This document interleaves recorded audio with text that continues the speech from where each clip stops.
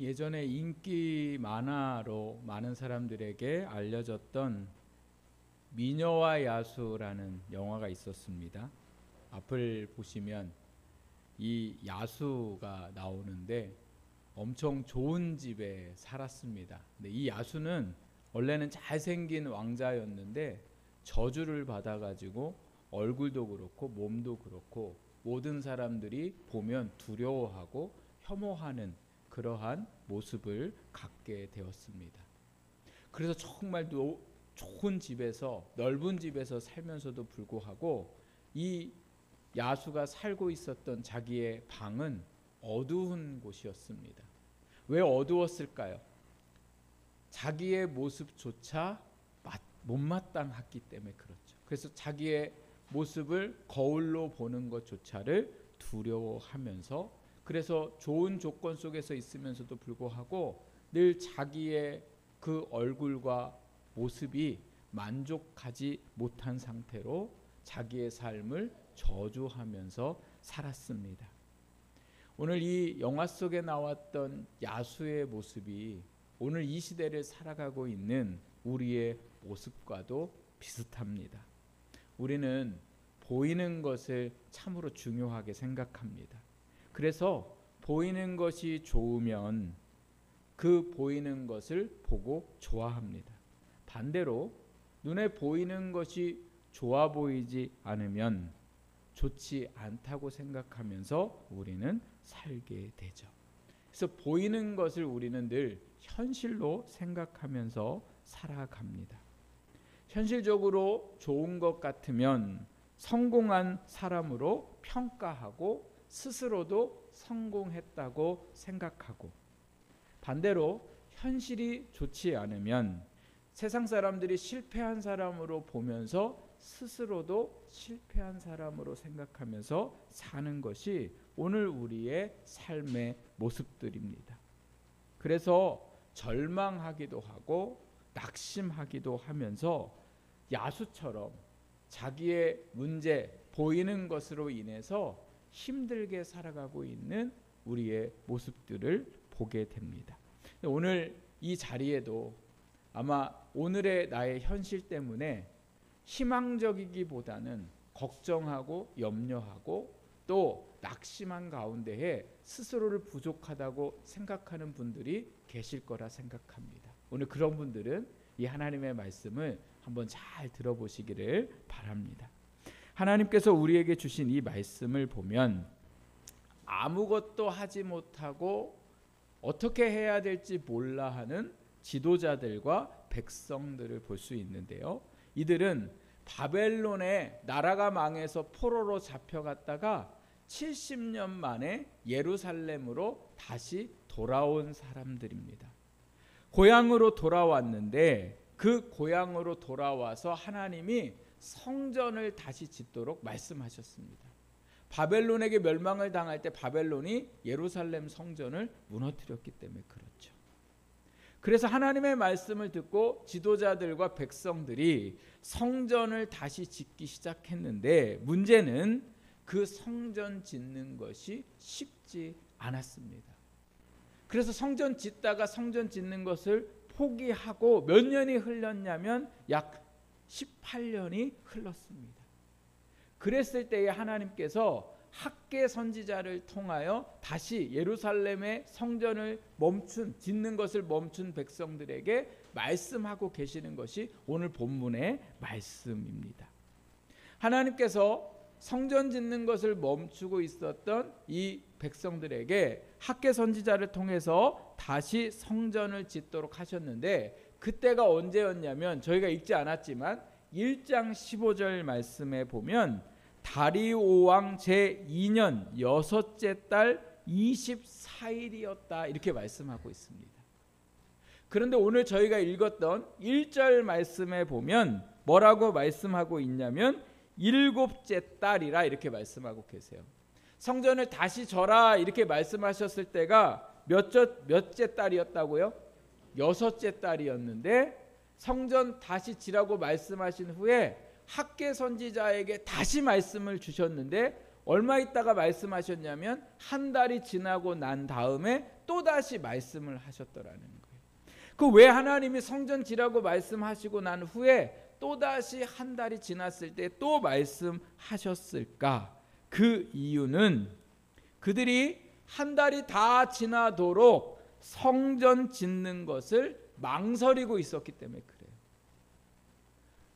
뭐를 해야지 우리 생각하고 있으면서 생각만 하고 못하는 일들이 많잖아요. 연초에 나 뭐 해야지라고 생각했는데 지금 11월 달인데 못하고 있는 거 있습니까? 없습니까?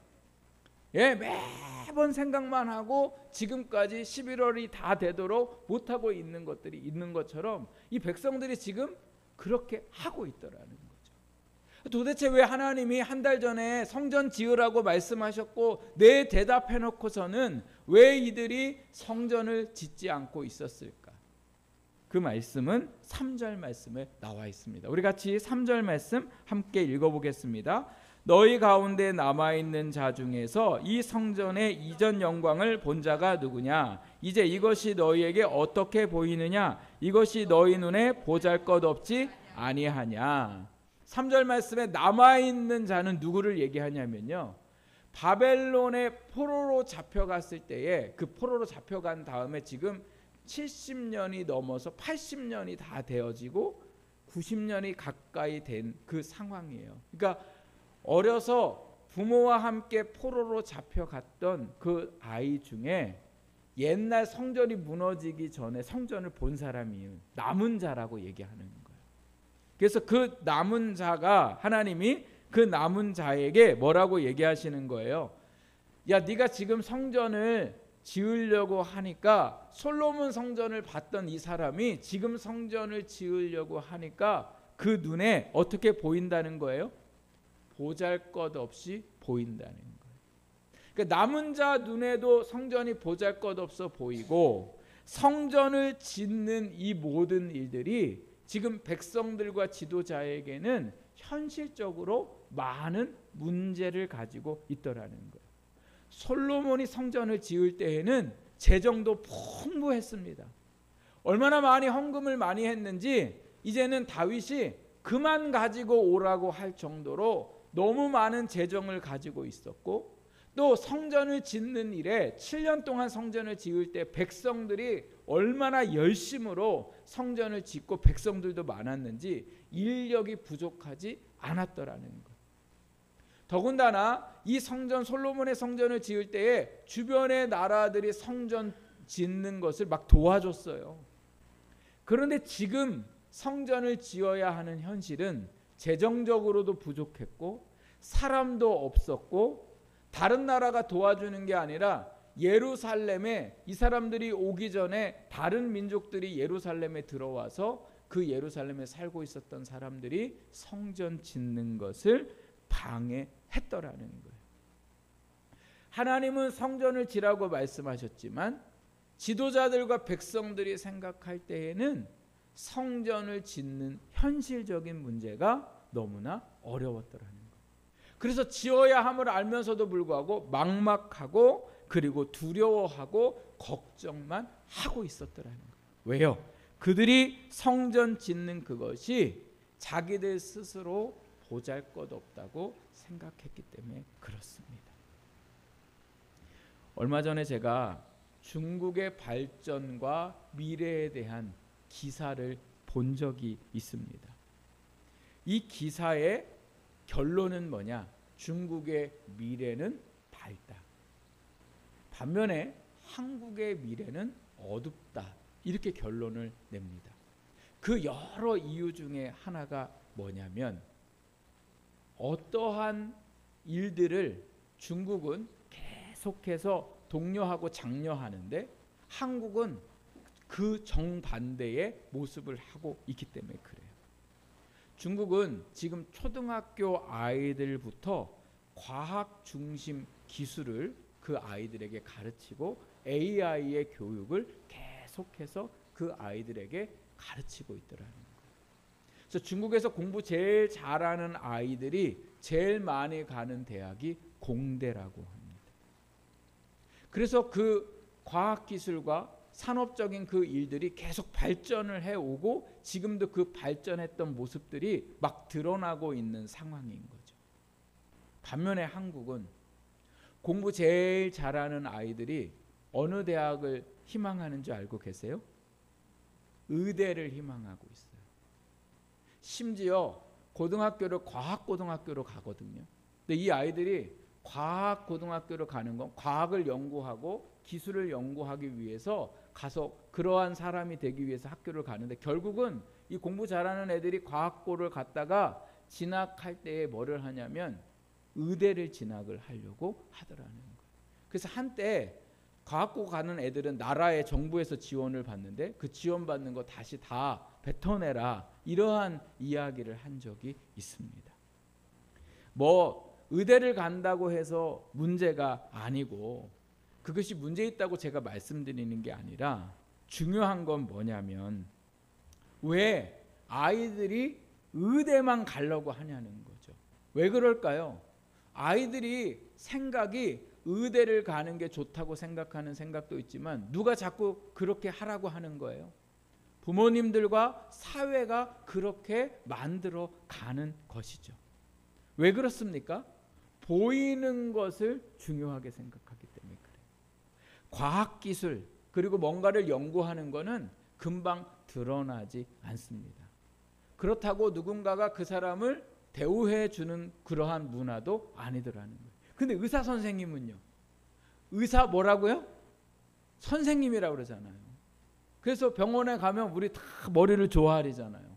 그리고 새파랗게 젊은 의사가 다 반말로 얘기하잖아요.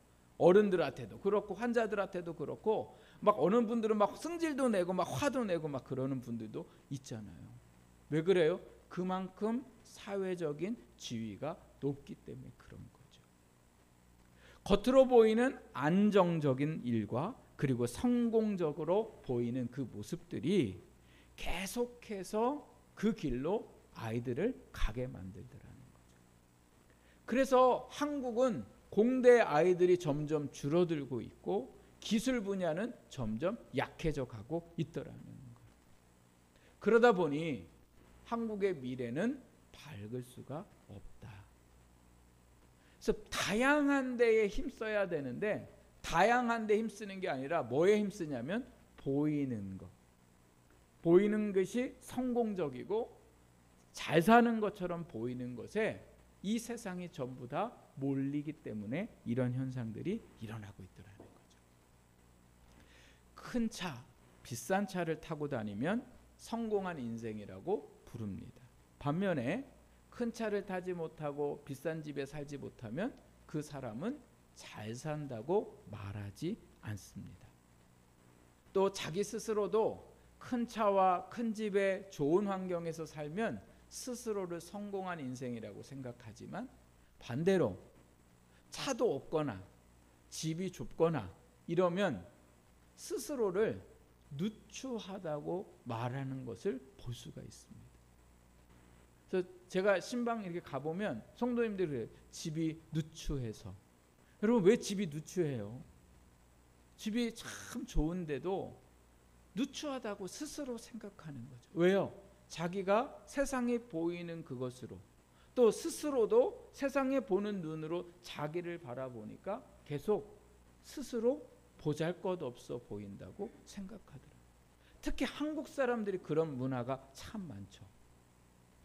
상에다가 온갖 것을 차려놓고는 차린 것이 뭐하다고 그래요? 차린 것이 없다, 차린 것이 부족하다 막 이렇게 얘기하잖아요. 먹을 게 너무 많은데도 불구하고 스스로를 그렇게 생각하더라는 거죠. 다른 사람들은 좋은 대학이라는 곳에 갔고 나는 좋은 대학에 가지 못하면 스스로를 보잘것없다고 생각하고, 내가 배운 4년의 시간을 스스로 보잘것없다고 생각하더라는 거예요. 또 연봉을 많이 주는 직장에 다니면 성공한 아이로, 성공한 사람으로 생각하고, 반대로 연봉이 적은 직장을 다니면 사람들 앞에서 주눅들어서 어떤 직장을 다니는지도 말하지 못하는 세상 속에 우리가 살아가고 있더라는 거죠.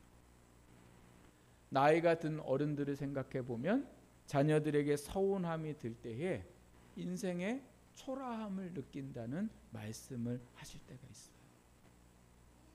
또 해가 바뀔수록 몸에 힘이 빠지거나 몸의 기능들이 점점 약해지는 자기 자신을 바라볼 때에 스스로 초라함을 느끼기도 합니다. 아, 나도 이제 다 됐구나. 기도했을 때에 세상에서 승리하지 못하고 또 기도했던 우리의 가족들이 구원받지 못하고 변화되지 않았을 때에 우리는 기도가 소용이 없고 믿음이 보잘것없다고 생각하기도 합니다. 교회에서 봉사하려고 하는데 함께 봉사할 사람이 없을 때에 우리 교회가 아직도 많이 부족하구나.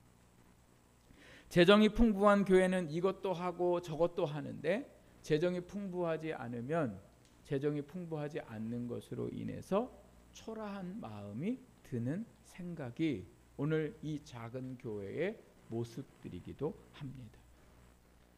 사람들이 많고 좋은 건물에 있는 교회에 담임 목사와 성도들은 아주 자부심이 대단해요. 그래서 어느 교회 다니냐고 물어보면 아주 그냥 우리는 어디 교회 다녀요 막 이렇게 얘기하거든요. 근데 작은 교회 다니는 분들은요, 누가 묻지도 않는데 우리 교회는 작아요. 우리 교회는 개척교회 같아요. 아니 개척한 지가 언젠데 개척교회 같으냐고 이렇게 말하는 분들의 모습을 보더라는 거죠. 왜요?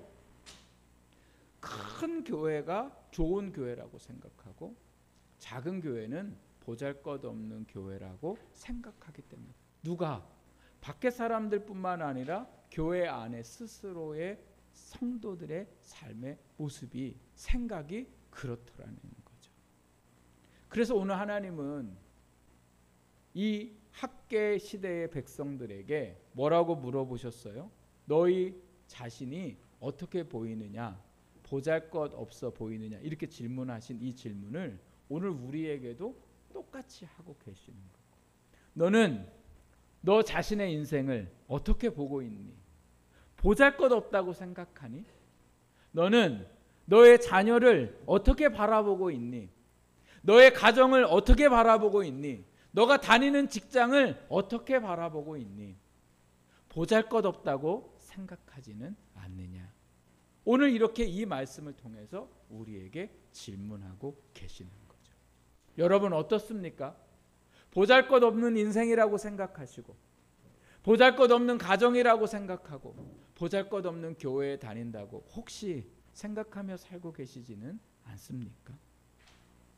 백성들이 초라하게 생각하는 그 성전을 하나님은 그러나 다르게 보고 계심을 오늘 말씀하고 있습니다. 하나님은 초라해 보이는 성전을 보신 게 아니라 그 성전을 바라보면서 낙심하고 그리고 뭔가를 하지 못하고 있는 그 백성들의 믿음의 부족함을 보고 계시더라는 거죠.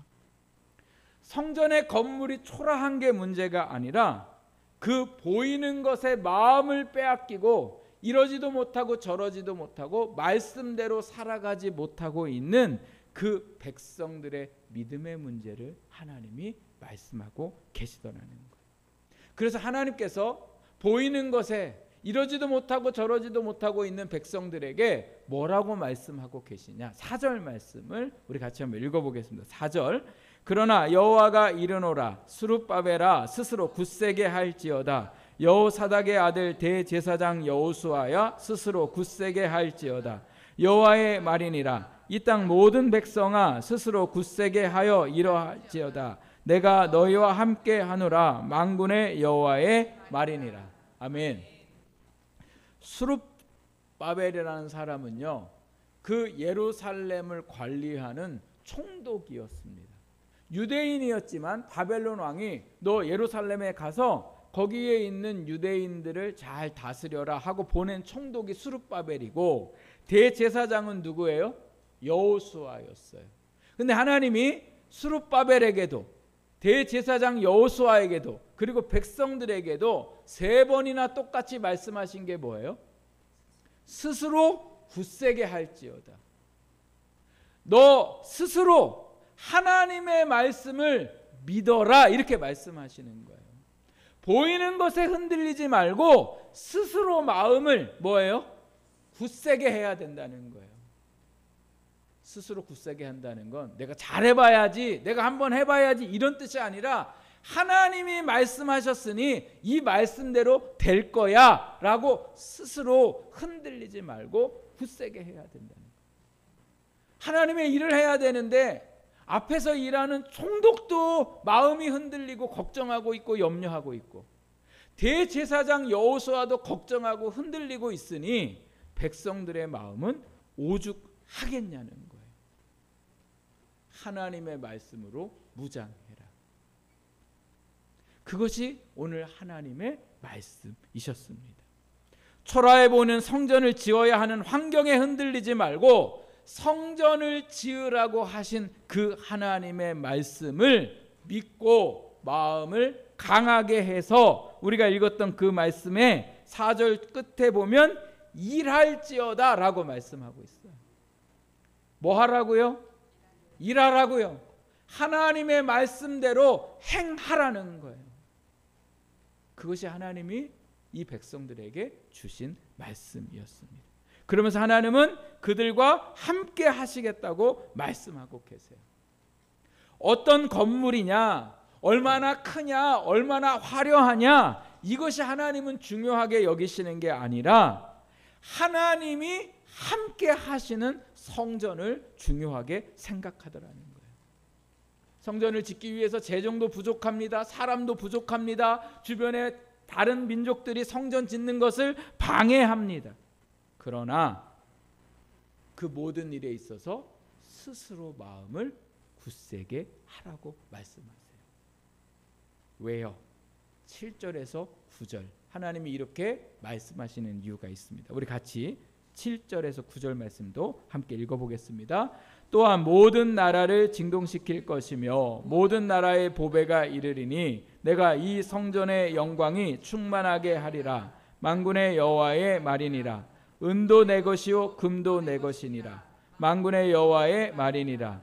이 성전의 나중 영광이 이전 영광보다 크리라. 만군의 여호와의 말이니라. 내가 이곳에 평강을 주리라. 만군의 여호와의 말이니라. 아멘. 하나님 뭐라고 말씀하세요? 성전을 굳세게 해서 지어라. 그러면 모든 나라를 진동시킬 것이며 모든 나라의 보배가 이르겠다, 이렇게 말씀하세요. 지금 백성들이 재정적인 문제로 걱정하고 염려하는데 하나님이 어떻게 하시겠다는 거예요? 모든 나라, 주변의 나라들의 그 모든 보배들을 이곳에 뭐예요?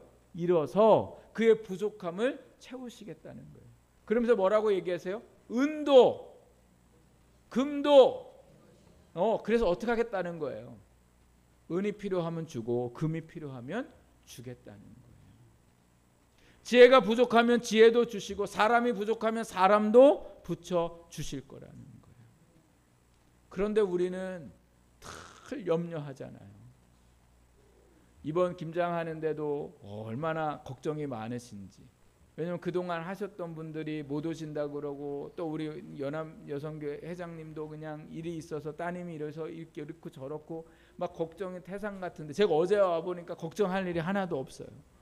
세상에 하나님이 약속했던 분들, 이렇게 토요일날 못 오신다고 했던 분들이 약속이 다 취소됐대요. 아니 어떻게 그러실 수 있겠어요? 네. 그래서 우리가 생각할 때에 우리는 뭐예요? 일하면 돼요. 그러면 하나님이 하실 거예요. 근데 우리는 뭐 하지 못해요? 일하지 못해요. 왜요? 보이는 현실이 일할 수 없기 때문에 그런 거죠. 그러나 하나님은 마음을 굳세게 하라고 말씀하세요. 하나님의 말씀을 믿으라고 하세요. 그래서 그 모든 것을 채워주실 뿐만 아니라 하나님이 이전의 성전보다, 즉 예루살렘의 솔로몬이 만든 성전보다 지금 너희가 짓는 이 성전이 비록 작고 부족해 보여도 하나님이 이전 성전보다 더 크게 역사하시겠다는 거예요. 큰 교회가 세상에 많고, 근데 그 안에 여러 문제들이, 심한 문제들이 일어나고 있어요. 싸우고 갈등하고 힘들고 어렵고. 물론 뭐 작은 교회도 마찬가지입니다. 근데 크고 작고의 중요함이 아니라 하나님의 영광이 그 교회에 있느냐 없느냐. 하나님의 영광이 뭡니까? 요즘 저희가 수요기도에 말씀하는데 막 성전에 불이 내려와서 막 제단을 모두 다 태우고 구름이 가득하고, 이게 하나님의 영광이 구약시대의 영광의 모습이었다면, 오늘 교회의 영광은 뭐예요? 성도들이 자기의 시간을 내어서 기꺼이 헌신하는 일들이 하나님의 영광이 드러나는 거죠. 그거 누가 하겠어요? 제가 어제 와보니까 우리 오집사님이 저 세종시에서 아침에 일찍 오셨더라고요. 원래 오집사님은 우리의 예상 인원에 없던 분이세요. 아니, 오시라고 말씀도 못 드려요. 왜냐하면 세종시에서 여기까지 일하러 오시라고 말씀드리기도 어렵잖아요. 모르겠어요. 성도님들의 예상 인원에는 있었는지 모르지만 제 예상 인원에는 없었어요. 아니, 인수 부족한데 우리 집사님이라도 좀 오셨으면 좋겠다라고 말씀드리고 싶지만, 그런 말씀드리고조차도 미안하죠. 요 근방에 사는 분들도 계신데 각자 얼마야 삶들이 분주해요. 그 분주한 삶 가운데에 내 시간들을 내어서 함께 하고자 했던 그 마음들이 바로 하나님의 영광이 우리 교회에 뭐예요? 임하시는 거죠. 사랑하고 걱정하고 염려하고 기도하고 싸움이 없고, 오늘도 김장한다고 귤도 내시고, 또 자그만 거지만 컵 밑에 이거 받침도 사오고, 또 우리 어른들 뒤에 물 드셔야 되는데 그 물병이 좀 오래돼 가지고 또 새로운 걸로 하고, 또 이렇게 추운 날씨 바람 쌀쌀하면 유자차도 사가지고 와가지고 이렇게 하는 이 모든 일들이 뭐예요? 하나님의 영광 아니면 어떻게 그 일들이 일어날 수 있겠냐는 거죠. 사랑하는 여러분, 오늘 우리가 보이는 것이 전부가 아닙니다.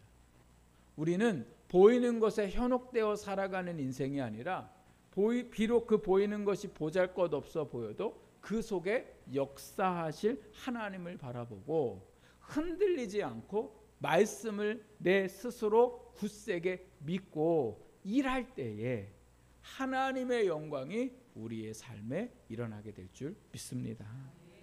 창세기 말씀에 야곱의 아내 라헬의 이야기가 나오는데, 라헬 말고도 야곱의 아내는 3명이나 더 있었죠. 근데 야곱이 엄청 사랑하는 아내였지만 라헬은 늘 부족하다 느끼는 게 있는데, 바로 자녀가 없었습니다. 그래서 자녀 낳으려고 얼마나 애를 썼는데도 한동안 자녀가 없어가지고 힘들어했던 그 라헬에게 하나님이 아들을 주셨는데, 그 아들의 이름이 요셉이었어요. 많은 아들들도 있지만 하나밖에 없는 아들이 나중에 어떻게 했어요? 그 가족을 구원하고 이스라엘 민족을 구원하잖아요. 근데 이렇게 훌륭한 아들을 하나 낳았는데 하나로는 너무 부족한 거예요. 그래서 하나님, 하나만 더 주십시오. 그게 라헬의 소원이었어요. 하나만 주십시오 해서 이제는 어떤 소원으로 바뀌어요? 하나만 더 주십시오. 그래가지고 하나만 하나님이 더 주셨는데, 언제 주셨냐면 야곱과 그 가족들이 가장 평안한 시기에 라헬에게 임신하게 하시고, 그리고 아들을 낳게 하시는 그날, 라헬은 너무 기뻤는데 몇 시간 되지 않아서 그 기쁨이 슬픔으로 바뀌어요. 왜요? 아이를 낳으면서 자기가 죽을 것을 직감합니다. 너무나 기뻤는데 슬픔이 그에게 찾아와요. 그 아들을 두고 죽어야 하는 자기의 인생의 슬픔, 그리고 그 아이가 배다른 형들과 그 사이에서 살아나야 하는 그 인생을 생각할 때에 너무도 슬픈 마음에 죽기 전에 그 아기의 이름을 줬는데 그 이름을 베노니라고 줘요. 그 베노니가 슬픔의 아들이에요. 그리고 죽었거든요. 근데 이 옆에서 이 광경을 쳐다보면서 제일 슬퍼하는 사람이 누구냐면 야곱이었어요. 가장 사랑했던 아내가 죽는 그 모습, 그리고 이 갓난 아기가 앞으로 살아가야 할, 엄마 없이 살아가야 할 인생을 생각할 때에 야곱은 너무나 슬펐지만 야곱이 그 베노이의 이름을 바꿔줘요. 베냐민으로. 그 베냐민은 오른손의 아들, 승리의 아들이에요. 현실은 베노니, 슬픔의 아들이에요. 그런데 야곱은 이 아들을 승리의 아들이라는 이름으로 바꿔요. 왜요? 하나님이 그 인생을 승리케 하실 줄을 믿었기 때문에 그래요. 베냐민으로 바꾼 것은 하나님이 그 인생을 바꾸실 것을 야곱이 믿었기 때문에 그래요. 이것을 언제 경험했습니까? 자기의 이름을 하나님이 바꾸신 것을 경험했기 때문에 그래요. 야곱의 이름은 속이는 자예요. 그래서 아버지 형 속이고 그 인생을 살아가는 동안 삼촌에게 자기가 속임당해서 엄청난 괴로움을 받거든요. 그런데 하나님이 나중에 야곱의 이름을 바꾸시잖아요. 이스라엘. 하나님과 겨루어 이긴 사람. 하나님이 함께하는 사람, 하나님이 승리케 하는 사람으로 하나님이 그 이름을 바꾸시고 그 인생을 바꾸셨기 때문에 그렇습니다. 우리의 인생은 베노니 같을 수 있어요. 그래서 슬퍼요. 가진 것도 없고 몸도 약하고 부실하고. 그러나 우리의 인생은 베노니가 아니라 베냐민이 될 줄 믿습니다. 무엇을 보고 한숨 쉬고 계십니까? 무엇 때문에 걱정하고 염려하고 계십니까? 무엇을 초라하게 생각하고 스스로 보잘것없다고 생각하십니까? 이제 하나님이 나와 함께 하심을 믿고 스스로 굳세게 하십시오. 그리고 그 하나님의 영광이 내 안에 역사하실 것을 믿는 믿음 가운데 이 한 주도 승리하는 여러분과 제가 되기를 주님의 이름으로 축복합니다. 우리